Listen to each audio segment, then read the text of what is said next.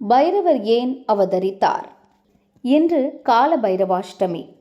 தாருகாசுரன் என்பவன் சிவனை நோக்கி கடும் தவமிருந்து அழியா வரம் பெற்றான்.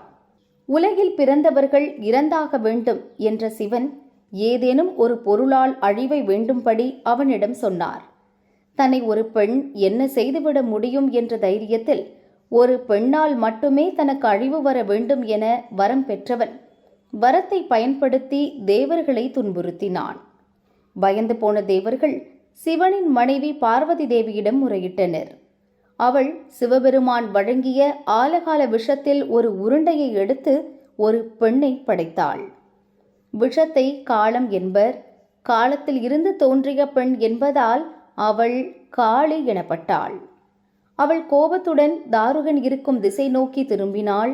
அந்த கோபம் அனலாக மாறி சூரனை சுட்டெரித்தது. பின் அந்த கனலை பயங்கர வடிவுள்ள குழந்தையாக காளி மாற்றினாள்.